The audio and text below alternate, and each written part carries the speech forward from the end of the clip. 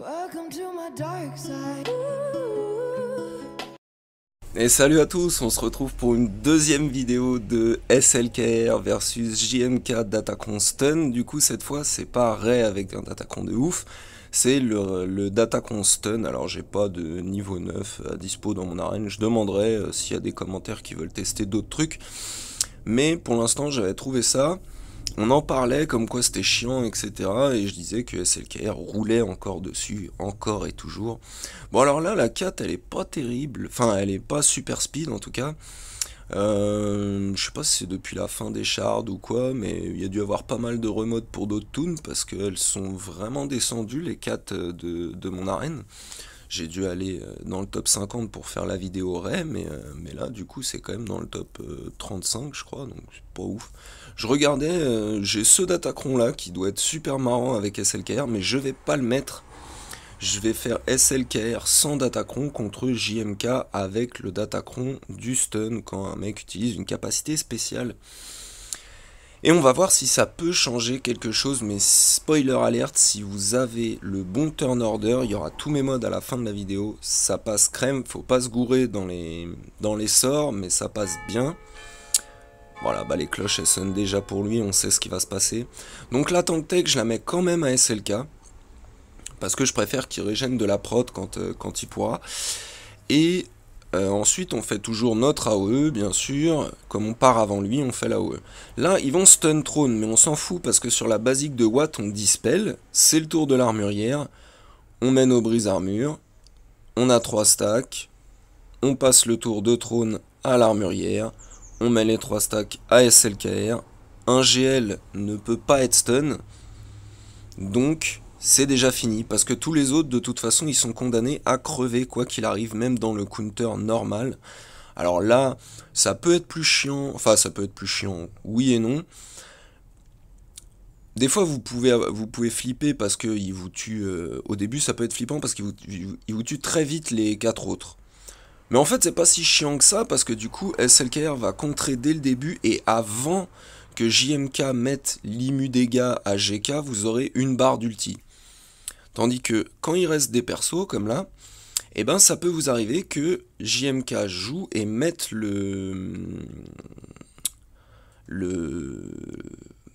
l'anti-dégâts, l'immu dégâts à GK avant même que vous ayez une barre d'ulti.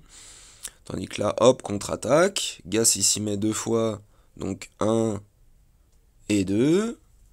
Ensuite, une basique avec 3 crits. Et voilà, là, il a son immu dégâts. On a une barre d'ulti. On est en avance.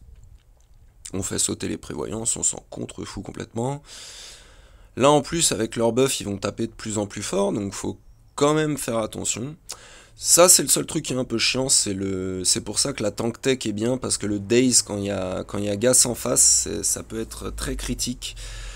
On restun, on dispel toute leur saloperie, boum, une petite basique qui fait mal, ils attaquent, contre-attaque une fois, contre-attaque 2 fois, il est dans le jaune, Chippy qui s'y met, contre-attaque, JMK qui fait son ulti, ouah, super bien joué mec, contre-attaque, on n'a plus qu'à prendre notre tour, contre-attaque, il est déjà tombé sur les contre-attaques. Là, ils sont déjà plus que 4. Alors, il y aura un deuxième combat où les modes seront un peu mieux en face. Je trouve que c'est pas ouf, mais c'est vraiment le début. Comme il va y avoir une TW, je voulais vraiment en profiter pour montrer que ouais, c'est carrément passable. En tout cas, juste avec le truc du stun. Comme je dis, faudrait que dans les commentaires, si vous avez des trucs qui peuvent être imbuvables comme capacité 9, que je demande dans mon arène qu'on les mette. Tant que je suis encore dans le top 50 et que j'ai pas trop la flemme de faire quelques fights par jour pour rester pas trop loin. Et je pourrais tenter des trucs. Mais là, voilà, on fait tomber Gas. Donc là, déjà, il n'y a plus de Daze. Ils peuvent faire ce qu'ils veulent. Pan, elle prend un retour de flamme, la 4. Allez, salut.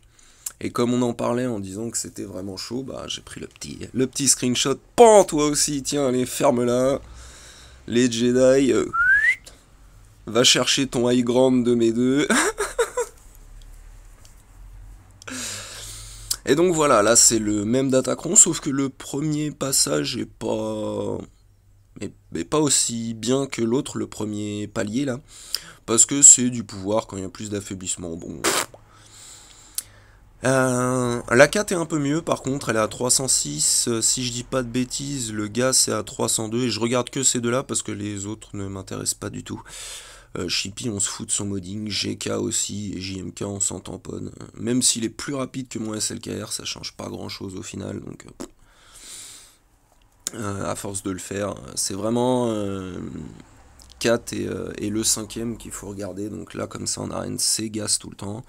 Donc là, la tank tech sur SLKR pour quand on sera daze par gas, et puis qui nous fera régène de la prot aussi, ça se prend carrément. La petite AOE qui va bien, tout le monde a l'avantage, ils vont toujours sur Trône, c'est une règle de base, Trône c'est le hard focus du jeu, et ensuite c'est l'armurière. On met notre brise armure, on a nos 3 stacks, passage de trône à l'armurière, armurière, 3 stacks, le petit blouson de Beskar sur SLKR, comme avait dit Pépito, ça m'avait bien fait marrer. Là, tout le monde est daze, mais je vais bientôt prendre un tour, donc je vais m'enlever le daze et restun GK, boum, voilà. Là, donc, Trône qui va faire son job, hein, c'est-à-dire mourir. L'armurière va faire son job, c'est-à-dire mourir. Et tous les autres vont faire leur job, c'est-à-dire mourir. Là, je me suis dit, tiens, je vais essayer de sauver JBA, je lui mets la technologie de la santé. C'est vachement intéressant sur JBA, parce qu'encore une fois, c'est un séparatiste, donc qui regagne aussi 5% de prot. Bon, là, ils sont allés dessus, mais du coup, ils sont allés tabasser à droite, à gauche, et on voit que j'ai moins d'ulti que tout à l'heure, quand on va restun GK, hein, principe de base, quand normalement je crois qu'il va y passer au tour d'après, si je dis pas de bêtises. Poum poum. Voilà, tout à l'heure j'avais une barre d'ulti, là je l'ai pas, et GK a claqué son. JMK a claqué son Nimu dégâts sur GK. Bon, là, ce qui est cool, c'est que du coup, il l'a déjà plus, ça c'est bien.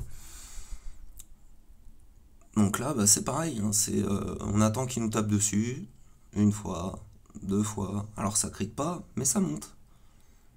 On repose le stun, comme ça on dispelle un peu toute leur saloperie.